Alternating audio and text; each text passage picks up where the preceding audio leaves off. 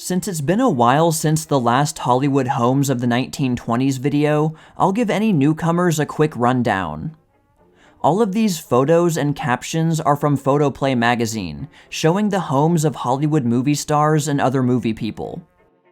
The videos in my series were pretty popular, so I thought I'd collect all of them together and mix them up for a long-form video. So, without further ado, let's get into it.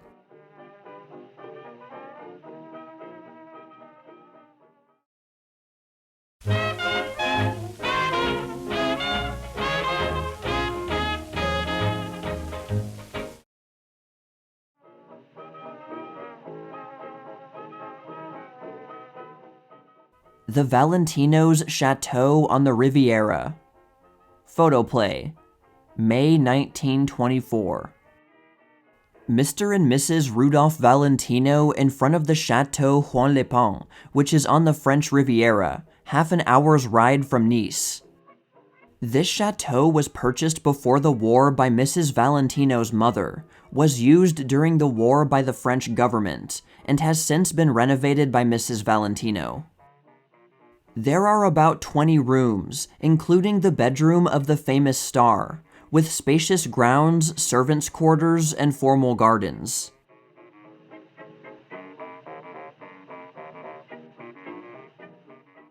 Gloria's new country home.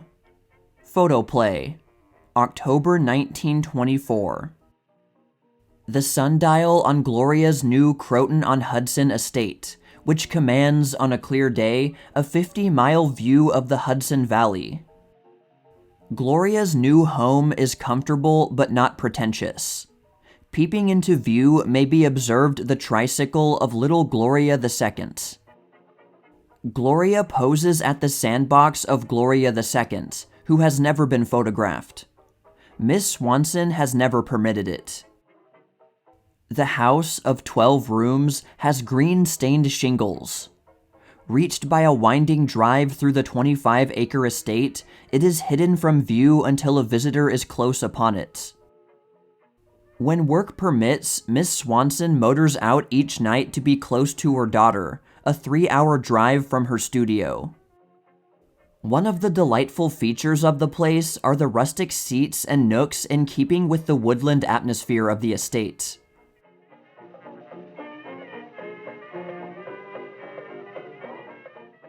Where Bill Lives. Photoplay, October 1921. These pictures are your preview of the very newly built California home of Wallace and Dorothy Davenport Reid. Oh yes, and Bill. Mrs. Reid herself really designed the house to suit the needs of her two menfolks, Wally and Little Bill. A glimpse of the entrance hall. The little iron stair rail is very effective in giving charm and distinction to the stairway. Mrs. Reid in her favorite reading corner. The use of the wicker lends a boudoir touch to a room whose keynote is elegance. The enamel is a soft gray to match the walls and the carpet. The particular and personal domain of young William Wallace Reid Jr., the swimming pool and sand pile. The walk around the pool is in squares of yellow and blue to match the awnings.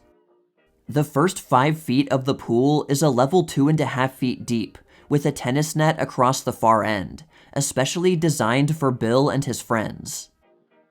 The Reid home from the boulevard in the rear. The 1-story wing contains garage and billiard room. The grounds have just been laid out. Mrs. Reid never missed a day on the lot while the house was being built. Like so many of the film stars' residences, it is in the exclusive Beverly Hills section of Los Angeles. And here is Bill himself, the most important member of the family, the young man around whom the other two Reids revolve. He's a snappy youngster, despite his gentle demeanor. His father says he's a roughneck. His nursery, of course Bill calls it a playroom, is developed in gray. The billiard room, Wally's own sanctum, and Mrs. Reid's lifesaver. Here, Wally can have his men friends and play as much as he likes without injuring the furniture. The floor is cement, with all the little squares painted in different colors. The piano is the first one the Reids bought after their marriage. When a fire is crackling on the hearth of this man's room and the low lamps are lighted, it is the most cheerful place imaginable. The drawing room is an exceptional room, both because of its size and because, the house being only one room wide, it has French doors down both sides. The walls are a silver-gray brocade, and the window draperies are gray linen with hand-sewed designs of blue. The Chinese rug is blue-bordered around a tan center, and the chairs are of velvet in many colors. The iron grills above the doorway are very new and give a finish otherwise lacking. Bill doesn't care much for this room.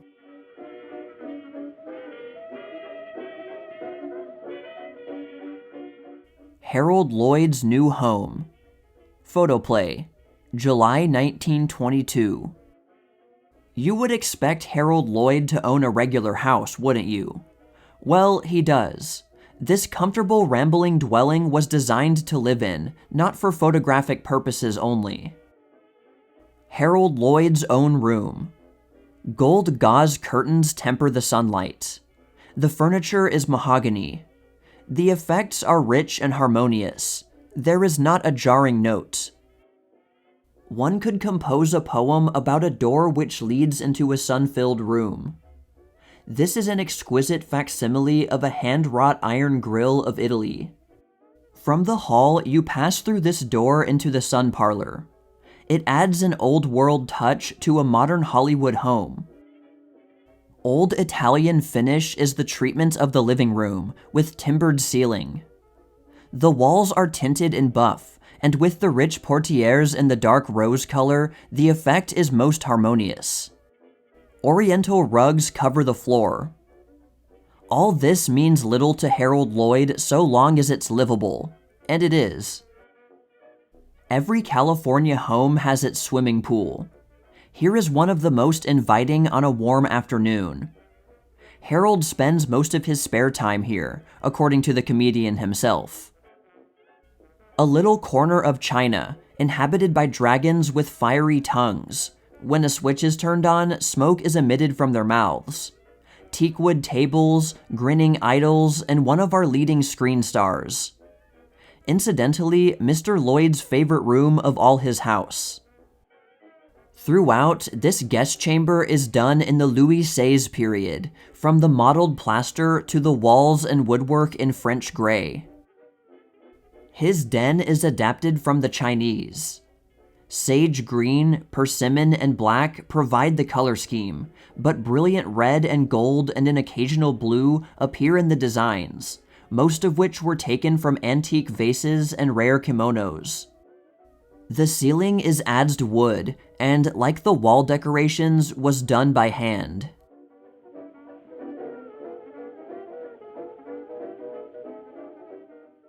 The Enchanted Cottage of Dick, Mary, and Mary II Barthelmess. Photoplay, August 1924.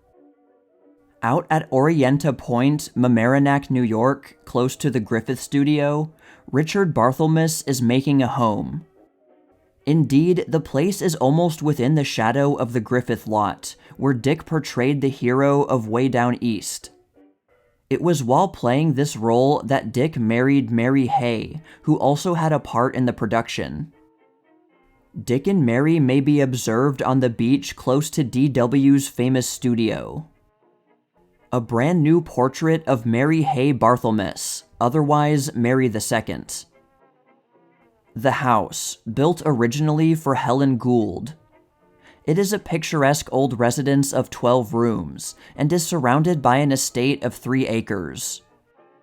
Long Island Sound is close by, within sight of the house. Barthelmess has been spending the past few months of absence from the screen to good purpose, in the enjoyable task of putting the estate in shape.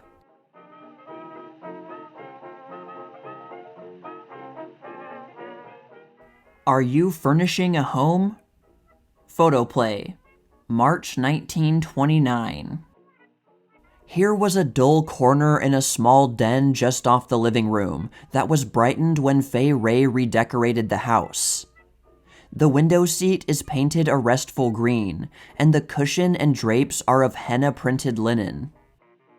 Fay Wray's dining room table is made attractive at all times by 2 pewter candlesticks and a pewter bowl that is kept filled with yellow flowers. The long, graceful candles are also yellow. A book niche is much more interesting if small objets d'art are interspersed with the books. This is a corner of Fay Wray's morning room. The chair is upholstered in yellow, with deeper yellow flowers to match the walls. These gates lead to Fay Wray's breakfast nook, and give it an exclusive, secluded air. In the pantry, which is painted a cream ivory, is the serving table, with a pewter breakfast service conveniently at hand. The heart of the living room, the hospitable fireplace with a raised hearth and wing chair nearby. There is a useful poker with a long handle, fire tongs, a hearth brush, and an antique corn popper.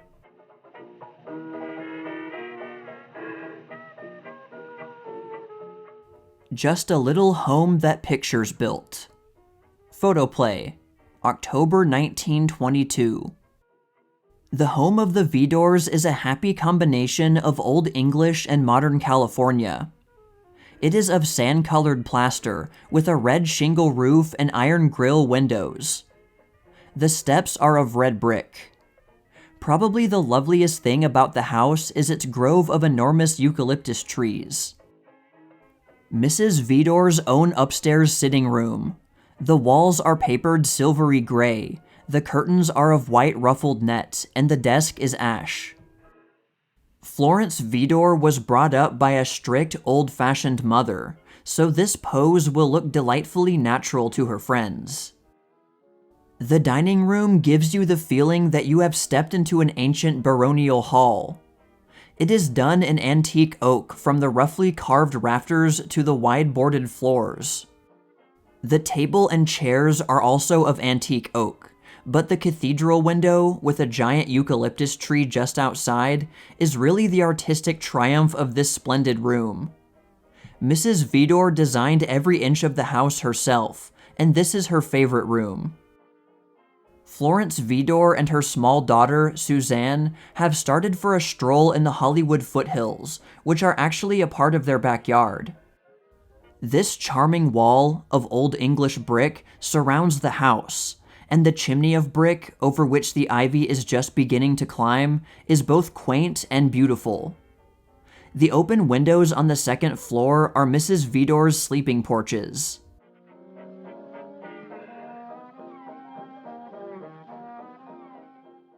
Just a House to Live In. Photoplay, October 1923. Mr. and Mrs. Niblo and the Chow, who boast the age-old name of Buddha, on the velvet-smooth lawn in front of their Beverly Hills home. Typically Californian, of gray plaster with a red-tiled roof, and 3 acres of ground. A happy-looking home, certainly, and one that shelters happiness. The side porch. A favorite lounging place for everybody in the family, including year-old Miss Niblo, who is usually too busy to do much lounging. A comfy nook that whispers of a good book, and a drowsy summer afternoon with the heat of the sun quite shut away by the cheerful striped awnings. First of all, Enid Bennett's bedroom, for a boudoir is often the key to a personality. As English as the name she bears, with its figured wallpaper and chintz, its white enamel and pastel tints and dark polished floor. Charming and dainty, and above all, cheerful. There isn't anything architecturally or artistically correct about the place, says Fred Niblo. It's just to live in. Perhaps that is the answer to the delightful informality of this drawing room. Colorful it is, with shadings of gold, rose, and tan, and highly finished mahogany woodwork. The fish pond. Not the sort that they have at charity bazaars, a real one. Mr. Niblo wants to turn it into a swimming pool, but his wife doesn't want to deprive the fish of a home. You see her caught in the act of pleading for the fish. Let them stay, she says, with her Maid Marian smile. please.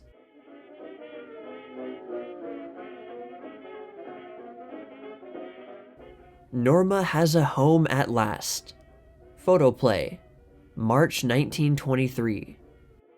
Norma Talmadge, against the background of her own front door, looks happy. And why shouldn't she? For the door, hand-carved and studded with brass, is the entrance to a wonder house. The first home that she and her husband, Joseph Schenck, have ever owned. It is located in the heart of the most fashionable district in Los Angeles, and it is made of red brick and tan plaster. Stained glass windows add to the warmth of the color scheme, and, incidentally, to the old-world appearance of the dwelling place. The arrangement of trees and shrubbery and wee trimly cut hedges might be called formally informal. A typical California sun parlor, bright with cretonne, wicker, and grass rugs. The color scheme of green and blue is cool and tranquil. A vivid setting for Miss Talmadge's beauty, this drawing room. The walls are done in gray plaster, a dull stone color, against which are curtains of rich dark blue. The furniture in this unusual drawing room is upholstered in ruby red velvet, producing an almost spectacular effect. The rug is a rare old Persian and worth a fortune. Probably the world's most exquisite bedroom, indirect lighting and everything. The walls are tinted in orchid and green, and the furniture is hand-painted in pale shades of orchid that exactly match the walls. The draperies are of orchid and green taffeta, and the rug is a delicate gray velvet. The carved teakwood furniture was imported from China by Miss Talmadge, so were the embroidered curtains and screens. Typically Chinese are the lighting fixtures and the bronze ornaments and the bits of old lacquer. A splendid dark red predominates, giving this dining room an unusual distinction that is both dignified and bizarre.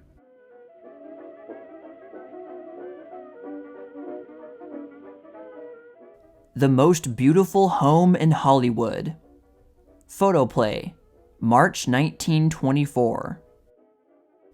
The Morenos live on a hilltop from which they can see the Pacific Ocean and Catalina Island, the first range of the Sierras, beautiful Silver Lake, and all of Hollywood and Los Angeles. The glorious freedom and space of an eagle's nest, with all the comforts of home. The photograph shows the inner court with its swimming pool of pale green and white tile. The house itself is of stucco, with a red tile roof. Mrs. Moreno's boudoir. The colors are rainbow-like, but perfectly blended, turquoise blue, golden tan, and orchid predominating. The furniture is early French, except for the lovely modern table, with its personal photographs, in the center of the room. Tony's bedroom is Spanish in color and type. Curtains and velvet spread are of gold and scarlet. The carved furniture is gaily upholstered in tapestry, and the bed itself is an early century importation from the land of olives and mantillas. Pale green walls and ceiling, pale gray marble fireplace, and chairs upholstered in hand-carved leather. The rug and draperies, vividly Chinese in character, give warmth and cheer to this dining room. Tapestried furniture, golden-hued velvet hangings, and oriental rugs. They create the foreground of what has been called California's loveliest drawing room. The walls are tinted in a soft gray ivory, and the lofty ceilings are of dark wood that is polished and inlaid.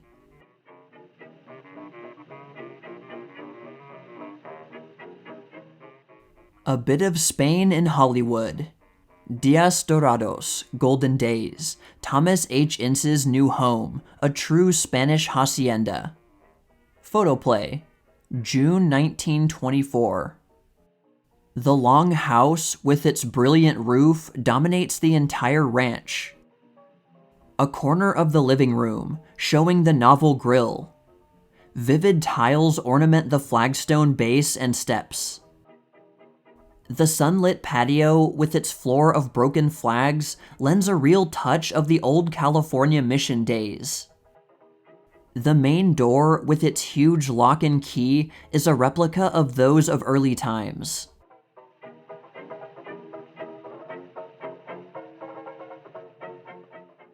A little Ray home in the West.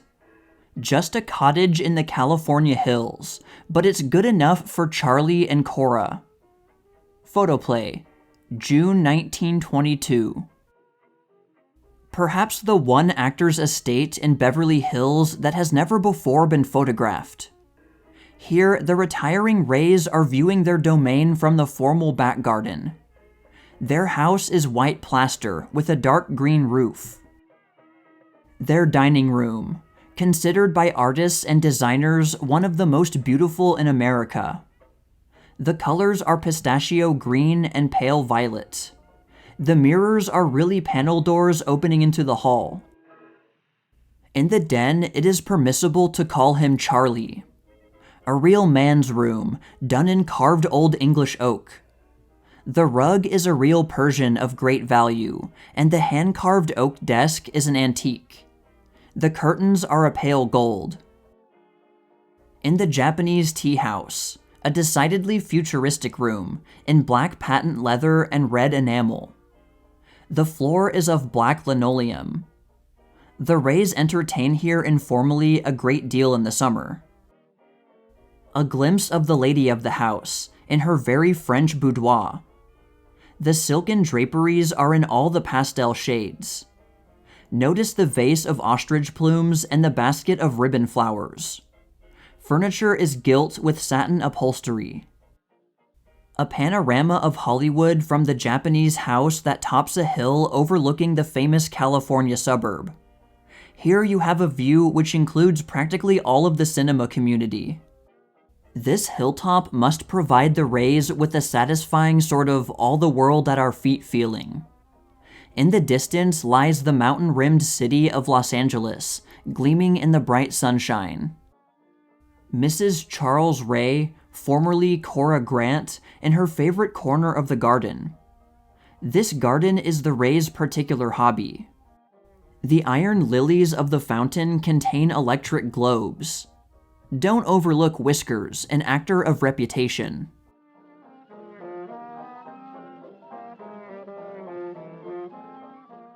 Just a Little Home in California. Photoplay, September 1921. Yes, that's all. Just a little house set in an expanse of smooth velvet, with one of the finest views in California, fore and aft. See Chamber of Commerce booklets, with stables and kennels, private driveway, and rose garden. In fact, the new home of Pauline Frederick in Beverly Hills is much more comfortable than any royal palace, and it has a lot of conveniences that the Italian royal plumber, Da Vinci, never dreamed of. By the way, you've probably heard that Miss Frederick has admitted a sort of tentative engagement to remarry Willard Mack, the actor-playwright. Sun parlor. What a prosaic appellation for a sun-filled room done in white wicker and cretonne. The white bear on the floor is entirely harmless. The sumptuous cages belong respectively to 3 canaries and an English-speaking parrot. A French influence, the home magazines would say, is apparent in Miss Frederick's bedroom. What is apparent to us is the feminine influence. Shades of Marie Antoinette. Observe that bed. The living room and a glimpse of the library. Any interior decorator can fix you up a perfectly elegant room, but do you notice that these rooms look as if they had really been lived in? You need only glance into this dining room to understand why it has been the scene of many successful dinners. Polly is celebrated as a hostess, and celebrities of the stage and screen without number have sat and smoked and made epigrams around this little table. Someone once said that you could tell from the entrance hall what the rest of a house was like. If that is true, then you know, the moment you step into the main hall of Miss Frederick's home, that the other rooms are as restful and as charming as this.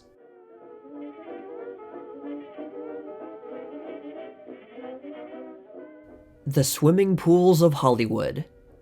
Photoplay, October 1922. The Carter de Havens bathe in tropical luxury, palms and weeping willows and all that sort of thing. There are 4 of them, including the 2 children, look surprisingly unaesthetic, but we wouldn't be surprised to learn that a Hawaiian orchestra was strumming away, concealed somewhere in the background. Norma Talmadge's pool, on the other hand, is almost puritanical in its chaste dignity. Edged with white it is, and very, very simple in design. Harold Lloyd's swimming pool, like his every comedy, is a pleasant jumble of slides and apparatus, of life preservers and pretty girls. It will be noticed that Harold takes his little pleasures straight, and without the aid of his famous specs. Looks like a canal, doesn't it? But it's just cut on the bias to make the picture seem more difficult. In reality, it is the one and only pool on the Beverly Hills estate of Doug and Mary. The 2 film favorites trying to cheer up a poor fish, and not succeeding very well.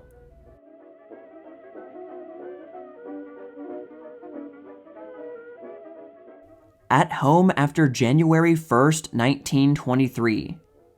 Photoplay, September 1922. Mrs. Valentino in her favorite costume at the patio door of the home which she designed, and which Rudolph Valentino is occupying alone, until next January, when he and Winifred Hudnut, Natasha Rambova, can Americanize their marriage, recently performed in Mexico.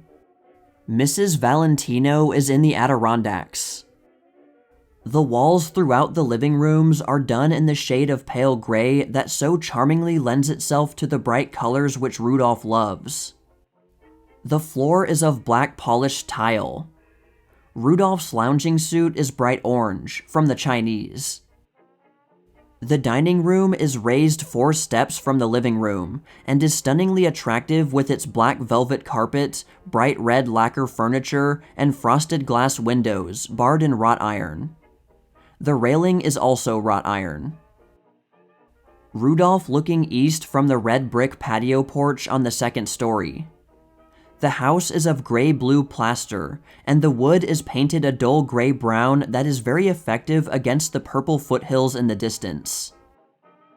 Madame Rambova Hudnut Valentino's dressing table. Rudolph designed it, and it has some features that are both exotic and unique. One of them is the frosted glass perfume burner in the center, which sends a scented vapor into the room by means of an electric arrangement underneath the table.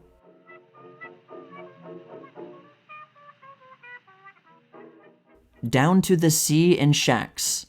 The movie colony on the Pacific where land rents for only $1 a day. Photoplay, August 1928. Why worry about the upkeep of a bathing pool when you can have the Pacific Ocean in your front yard? Herbert Brennan calls his beach home Peter Pan's cottage because it never grew up. One of his neighbors is Betty Bronson, who leased land nearby just to be within calling distance of Peter Pan. Malibu Ranch, that's the name of the beach colony, is only 25 miles from Hollywood. But that short distance means the difference between the high hat and no hat at all. Here are Alan Dwan and his brother rejoicing in the freedom from the ties that bind the sunburn. Sadie Thompson's pal, Raoul Walsh, says that this section of beach is as restful as Pago Pago before the reformers moved in. Notice the garden furniture and elaborate window boxes affected by these luxury mad directors. Note, too, what the well-dressed man wears on Sunday afternoons. General view of the Malibu colony. For $1 a day, you can lease a patch of land. The cottages cost from $2,500 up, but not very far up. In the foreground is the mansion of Richard Dix. It is mostly chimney and fireplace. Here, Richard and his friends gather to pity the poor sailors. Just a humble little shack, but it's home sweet home to Louise Fazenda in the summer.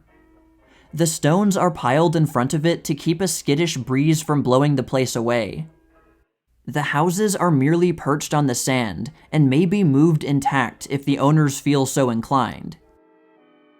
Dorothy McHale in a bathing suit is the real reason why seagulls never sleep. The biggest problem of these dwellers in the sand dunes is how to keep the seaweed from cluttering up the front yard.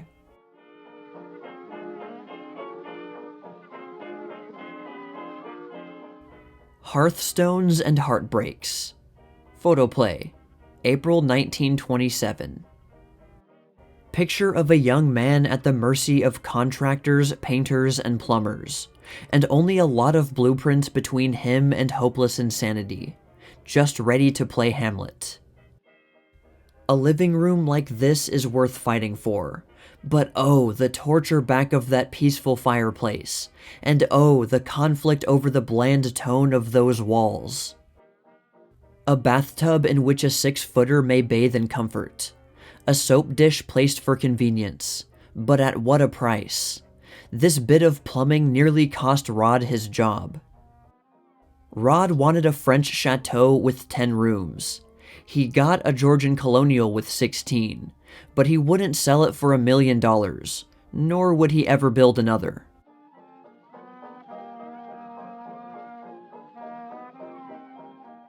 Come on over.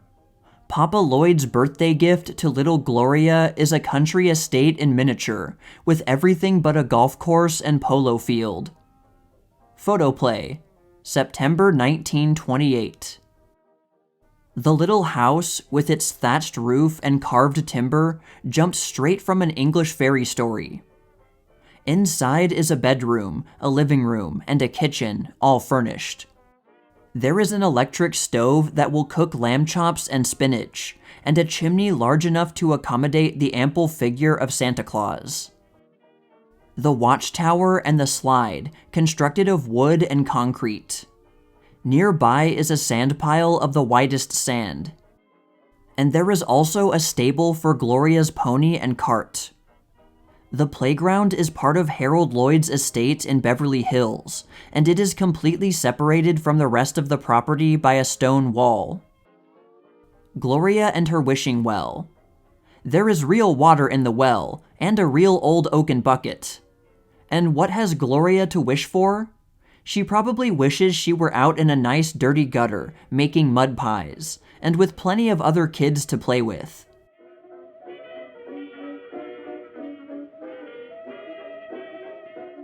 Homes the Movies Built. Photoplay, November 1920. How strange are the contradictions of the pictures. Charles Ray, the poor country boy of the screen, designed this home himself. It contains many real antiques and is set in the artistic background of the Beverly Hills. It represents to Ray and his charming wife a real home of dreams, for they have planned it for years, ever since Charles made his first screen success in The Coward. Its simplicity is striking and typical of all the Ray characterizations. Plain and rugged as the face of William S. Hart himself is this old-fashioned home among the foothills. The grounds are in process of construction. Bill lives here with his sister, Miss Mary Hart. There will be not only a garage for the Hart motors, but, whisper, a very modern stable for that Prince of Pintos, Bill's own horse that he has ridden in so many films, and has now retired to spend the rest of his equine life in green pastures.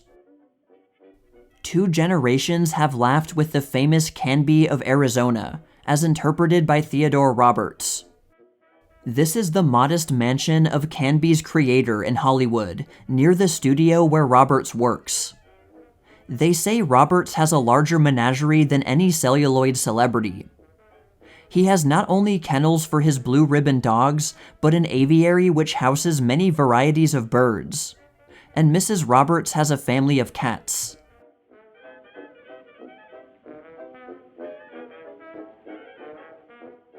Not listed in the guidebooks. Photoplay, August 1921. A lot of Hollywood scenery, so much of it that it is very difficult to photograph Rex Ingram's hillside bungalow at all. It isn't a regulation movie palace, the home of the young director of The Four Horsemen, but it's comfortable. We understand the bungalow may have a new mistress before long if Alice Terry decides to become Mrs. Ingram. The home of Mary McLaren, Catherine MacDonald, and their mother. Mary built it several years ago in the fashionable Wilshire district of Los Angeles. Who would suspect from its demure exterior that it sheltered two world-famous film stars? Not the tourist from Iowa. If you ever see a picture of this home captioned as belonging to any motion picture star, somebody lied. While it has been reported the property of everybody from Mary Pickford to Ben Turpin, it really belongs to two old bachelors named Bernheimer. The quiet, unpretentious home of a princess of thrillers. Ruth Rowland's white plaster California home might belong to any prosperous merchant with a bridge-playing wife and 3 lovely children. Instead, it provides just the right atmosphere of relaxation after Ruth's strenuous studio days. Another home so successfully hidden that the Rubberneck men seldom take the trouble to point it out at all. It's Jesse Lasky's vine-covered dwelling. Lasky is vice president of Paramount, you know. The house Viola Donna built for her mother and father not long ago in Beverly Hills, where many other celluloid celebrities live. The swimming pool on the Donna Place, which is one of the largest private pools in the West. It is the scene of many gay summer parties. The home of James Cruise, Lasky director, and his wife, Marguerite Snow, is really a charming place, if one could only see it. It occupies the top of a little hill all its own in Hollywood, the particular province of little Peggy Snow Cruise, who is, incidentally, quite a big girl by now. You would rather expect Colleen Moore to live in a real, home-like place like this one, wouldn't you? Miss Moore built it for her mother after she graduated from Christie Comedies to be a dramatic star under Marshall Nealon's direction. The cottage doesn't look much like the Queen of Sheba's palace, but Betty Blythe, who played that historic lady, wouldn't trade this little bungalow in the Hollywood Hills for any royal dwelling. Her husband, Paul Scardon, lives here too. Elliot Dexter's new home was built by Carrie Jacobs Bond, the composer, who wrote The End of a Perfect Day. She called this house the end of the road because it symbolized the realization of all her dreams. It meets all of Elliot's requirements too.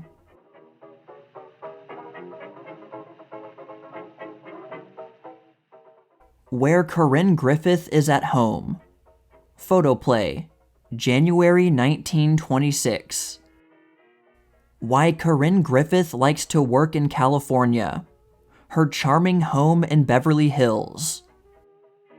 The comfortable arrangement of the fireplace gives the living room a restful and hospitable air. The breakfast room, with its beautiful view, is flooded with sunshine and color. From the hall, you can catch a glimpse of the dining room through the grilled gate. Corinne's bedroom is extremely simple, almost sedate.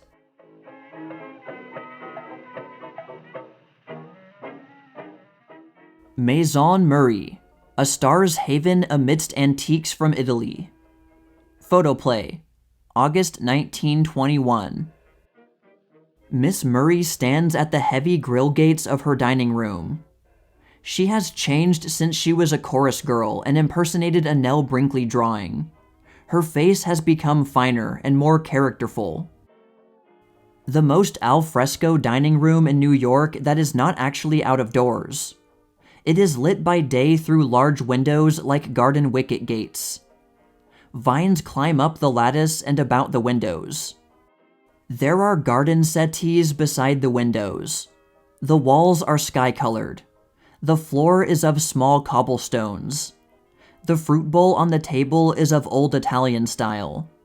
The telephone is hidden inside the cupboard. A corner of the drawing room, showing in detail the historic window of stained glass. The middle picture painted on the window represents the Santa Maria, the ship on which Columbus sailed to his discovery of America.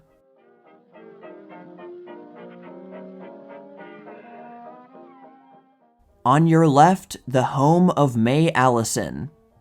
Photoplay, July 1921. Allisonia gets the cool sweep of the Pacific winds through the cloudless California summer, and in the Octoberish California winter, it seems to nestle under warm and protecting hills.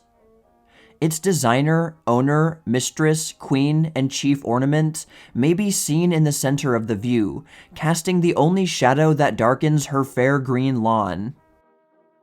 The drawing room may be Bostonese as a bean, but this dazzle den is as typical of California as a cactus. Wicker, enameled gray, and bright old English chintzes keep a little of the sun locked up for cloudy days. Superficially, it appears that Miss Allison is writing a letter. In reality, there's no ink in the pen, and that chunk of handsomely monogrammed stationery hasn't been hurt a bit. Everything in the Chinese room, porcelain, jade, bronze, or teak, represents the actress's personal additions to a collection she has been making through half a dozen years. The rectangular object before the Davenport, outlined and tasseled in gold, pretends that it is a foot cushion, but a good way to be sure of never getting another invitation to Casa Allison would be to put just one foot on it for 2 seconds. Lift your eyes and they'll rest on the principal scene in any Al Woods play. As you can see, it's a solo couch. As you can't see, the tone of the wood is old ivory, and the hangings are of delicate blue taffeta, festooned with clusters of pink and gold ribbon roses. Something of the East. No, we don't mean tom-toms and tea, cymbals and sirens. We mean Boston, Massachusetts, with a severe gray velvet carpet. Heavy unfigured satin hangings and satin-covered furniture classically setting off the brocaded walls.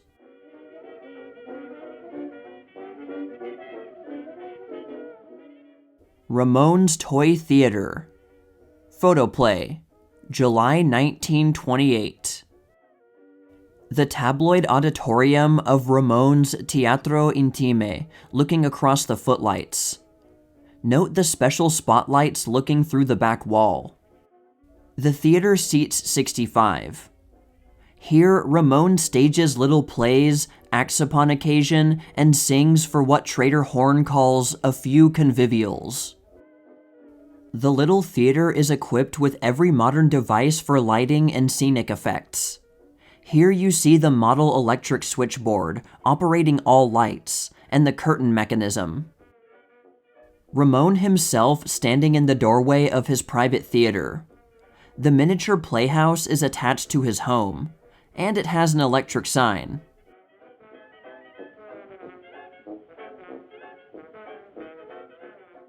An Italian villa in Hollywood. Photoplay, January 1922. The home of Casson Ferguson in the Hollywood Hills is not California, not 1921. You feel that you have strayed into Italy of the 90s. He sailed the seas and visited many lands as an actor and a singer, and has embodied his ideas and ideals in his house. A glimpse, as the Home Beautiful magazines put it, into the dining room. The rooms in his house are out of a Casanova tale. This is a great Italian room, 2-storied, domed, and with a remarkable effect of age attained in the painted plaster walls and the dark worn floor. Casson is about to launch into some Debussy dream at his grand piano. There are stained glass windows and crimson cushions and old rugs and a niche with its own saint. The little balcony is draped with a priceless shawl of Italian workmanship, and through the windows you may glimpse Hollywood Hills.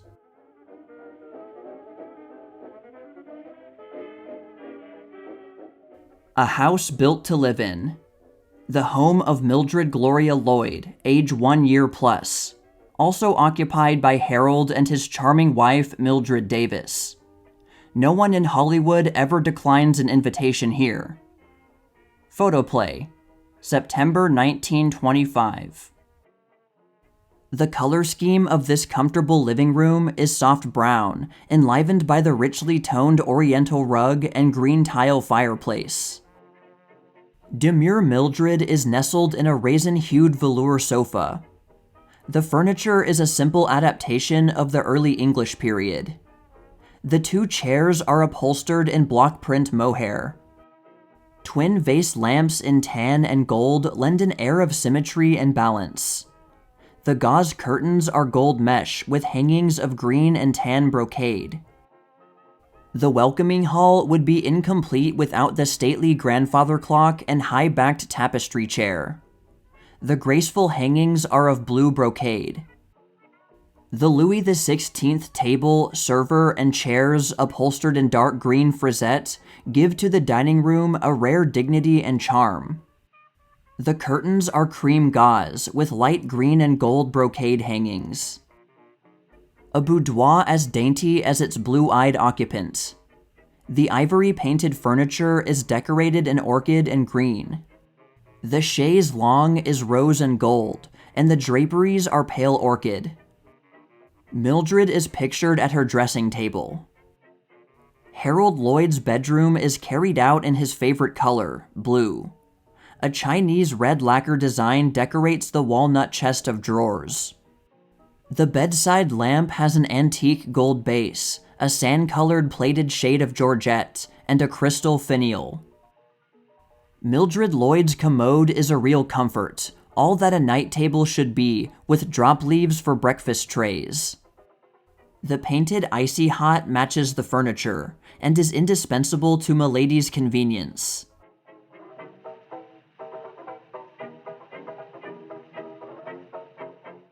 Another Conjunction of Stars, in the West. Photoplay, March 1920. Anita Stewart chose a mountaintop for her home in California. An old-world home, up and away from everybody. Not because La Stewart is particularly exclusive, but she likes to breathe in air and absorb an atmosphere which have nothing to do with motion pictures after her day's work at the studio is done. She lives here with her husband, who is also her manager, Rudolph Cameron, her mother and her young brother George. Anita Stewart with her mother and the police dog who guards her gate.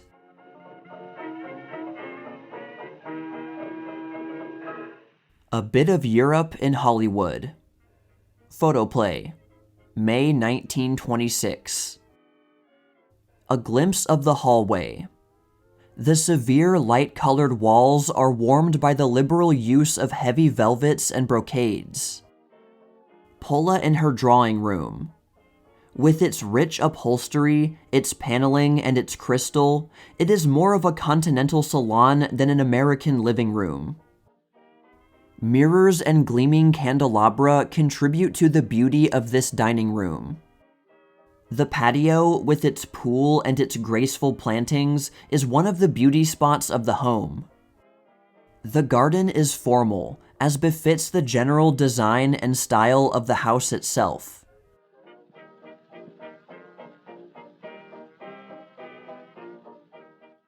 More comfy than Japan.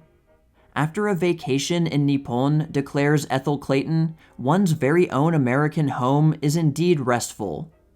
Photoplay, April 1920. Ethel Clayton, upon her return from a trip to Japan, on a long vacation following her period of mourning for her late husband, Joseph Kaufman, settled down in a duck of a bungalow in Hollywood. It is in a secluded spot, this Clayton home, nestling in a small hill with plentiful shrubs. Here, Ethel and her mother spend their hours outside the studio.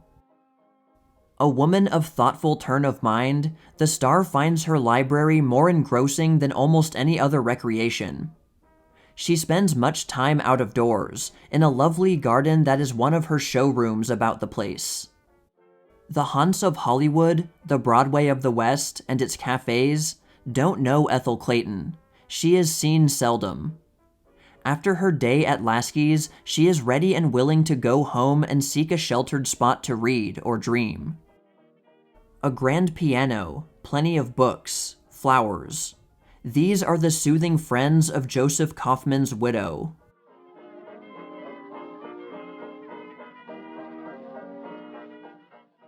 Clarksville or Williamsburg?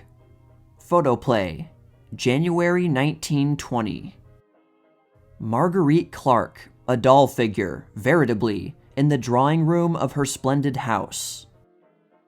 At the side of the house is a garden of multicolored flowers.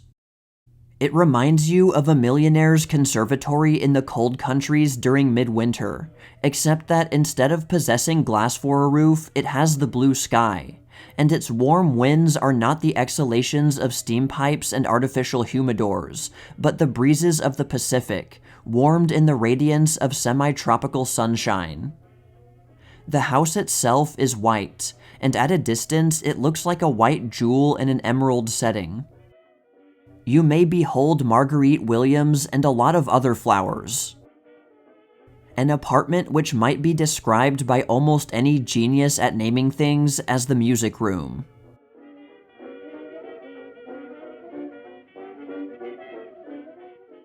The House That Jack Built. Photoplay, June 1926. John Gilbert has invested the profits of his recent success in a new home, built where he can look down on everyone in Hollywood. It's on the highest of Beverly Hills. Stuccoed and tiled, it's an ideal setting for the merry widower. The living room. Plainly, Jack doesn't intend to hide his light under a bushel. There's the light in the center background. That other great lover, Romeo, had a balcony, so why not Jack?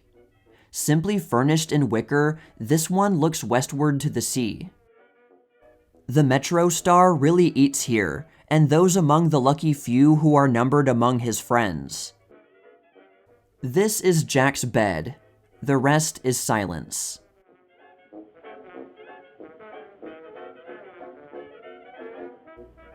A honeymoon home built by the wages of evil. Photoplay, June 1925. As a carpenter, Wallace is a good actor, but as a wife, Mrs. Beery is all she should be, a sympathetic nurse. What could be more convenient for the wife of a movie fighter? The home life of our leading menace is singularly serene. The new Mrs. Beery, formerly Rita Gilman, finds that, as husbands, villains are the most docile of men. Their house is one of the newest showplaces out in Hollywood.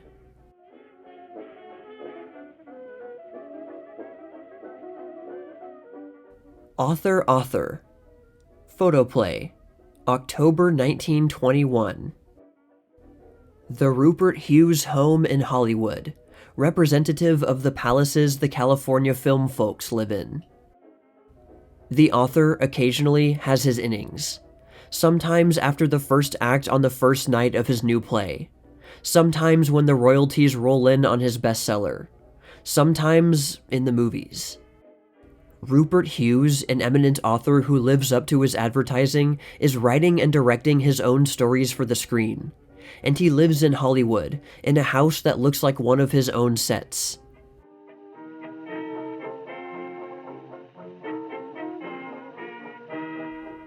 Just a Little Nest in the Golden West. Photoplay, March 1925. Meet the happy bridal couple, Mr. Kenneth Harlan and Marie Prevost, on the steps of their home.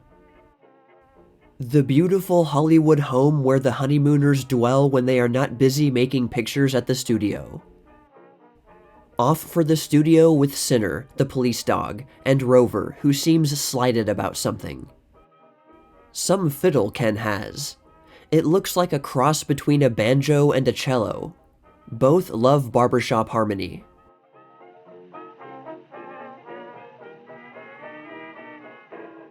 A Day Off. Photoplay, December 1920. Some screen stars go back to the old hometown for their vacations. Others go to the nearest fashionable watering place. And some go to Europe, taking several months off with nothing to do but England, France, and Italy. They pose for pictures outside the old curiosity shop in London, or in a park in Paris, or feeding Roman pigeons. But consider the case of Eugene O'Brien. He didn't go to Europe. He didn't even go back to the old hometown. He had to work. He even thought he was in luck when his director told him he could have a day off. Guess what he did with it? He went home. Home is an apartment in Central Park West, Manhattan, a place where Gene's books are, and his piano, and his pipe. A good place to be.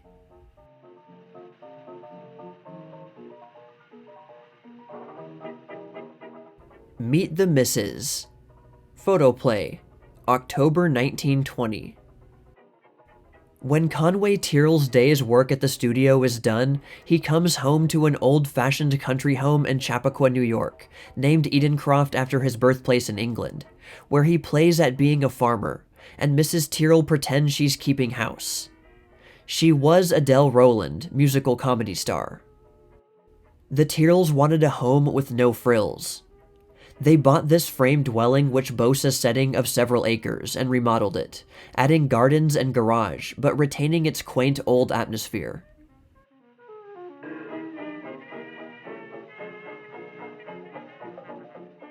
This girl danced and made the piper pay. Photoplay, October 1925. Gilda Gray's home at Northport, Long Island is one of the finest examples of colonial architecture in the East. It's a safe bet that the early settlers who built it never dreamed that it would be occupied by the queen of all Broadway's shimmy dancers, a Polish immigrant girl who eagerly seized the opportunity offered by life, liberty, and the pursuit of happiness. Gilda Gray in her bedroom. Gilda found that colonial furnishings were too cold, so she adopted the modern Viennese. As Mrs. Gil Bogue, she is a pattern of domesticity, a good cook and a capable housewife. Her home, her success, and her new movie contract are visible marks of the force and determination of her unusual and fascinating character.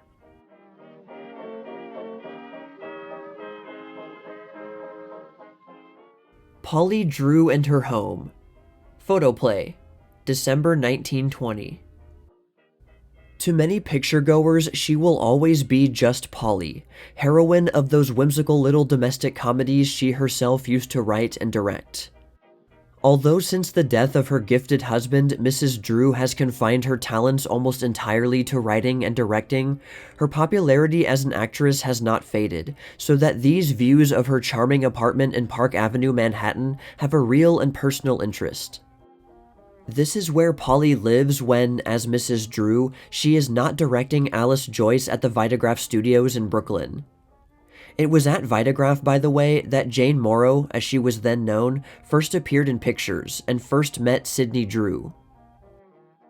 This is a real home, and no wonder, for Polly is her own interior decorator. We see one wall of the long, low library with its real fireplace, its deep chairs, and its rows of books, illustrating the principle that books may be used for decorative purposes. These books, however, all have their pages cut. The gray ceiling and soft Persians give this room a restful air that is further carried out in the subdued lighting effects. Here is a corner of the spacious hall, a hall which has an inviting rather than a formal, forbidding aspect. There is a canvas splashed with color above the console of wrought iron and marble. Bright fresh flowers in a Japanese bowl lend a lively atmosphere of welcome. Mrs. Drew's dining room. Here are successfully combined an almost austere dignity and a luxurious comfort. The wrought iron table legs and the cushioned chairs, the carved wall lights and the soft tan tones of the rugs and walls, a delightful place to dine. A detail of the dining room. Supplemented with 2 Chinese vases is another of those consoles of wrought iron and marble so much favored by Mrs. Drew. A drawing room that is almost always flooded with sunlight, with 4 large windows taking up one entire wall, and hangings of bright blue. The walls in this room are of a dark tan. The divan and chairs are upholstered in flowered chintz. This is a room of a refreshingly feminine personality. One feels that it has been lived in.